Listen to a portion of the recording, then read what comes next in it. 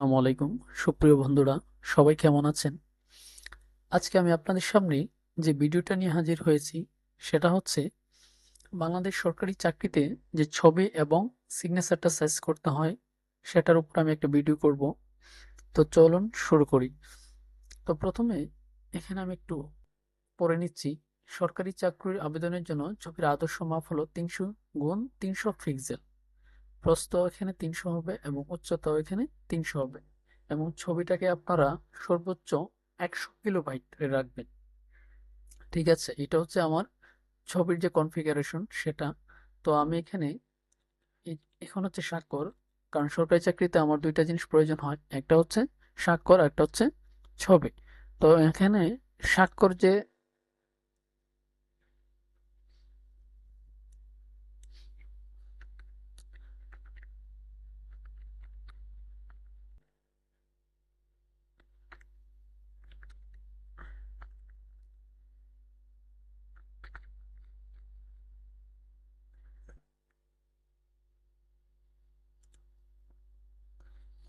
দেখুন, এখানে আমি অনলাইন থেকে সরকারি চাকরিতে স্বাক্ষরের যে সাইজটা রয়েছে সেটা হচ্ছে 300 × 80 পিক্সেল, যেটা প্রস্তর দিক দিয়ে 80 হবে এবং উচ্চতা প্রস্তর দিকে এখানে 300 হবে এবং উচ্চতার দিকে 80 হবে।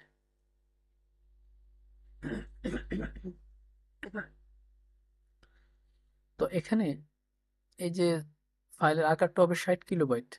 তো আমি অবশ্যই এখানে বুঝতে পেরেছি যে সরকারি চাকরিতে যে ছবিটা সেটা হচ্ছে 300 × 300 পিক্সেলের হবে এবং 100 কিলোবাইটের হবে, এবং স্বাক্ষরটা যে রয়েছে সেটা হচ্ছে 300 × 80 হবে এবং সেখানে 60 কিলোবাইট হবে। তো এটা হচ্ছে ছবির নির্দিষ্ট মাপ। তো আমি এখন আপনাদেরকে একটা ছবি এবং একটা স্বাক্ষর নিয়ে এখান থেকে আমি ভালো করে আপনাদেরকে বুঝিয়ে দেব। তো চলুন।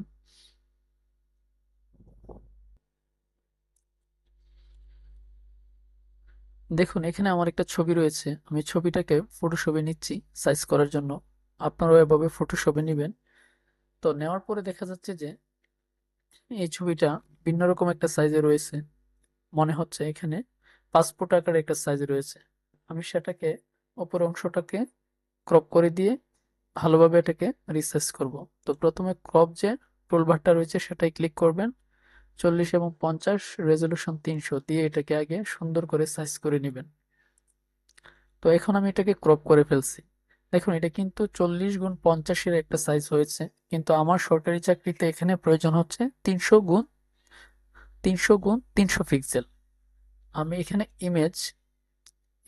ইমেজ সাইজ রয়েছে, তো এখানে আমি 300 দিব, তারপরে এখানে আবার এখানে 300 দিব। তো 300 এখানে আমার হয়ে গেছে। তো দেখুন, এটা কিন্তু অটোমেটিক সাইজ হয়ে গেছে। তো এখন ফাইলটাকে আপনি সেভ এজ দিবেন। সেভ এজ দিয়ে আমি এখানে ডেস্কটপে এটাকে সেভ করে দিচ্ছি। আমি এখানে লিখলাম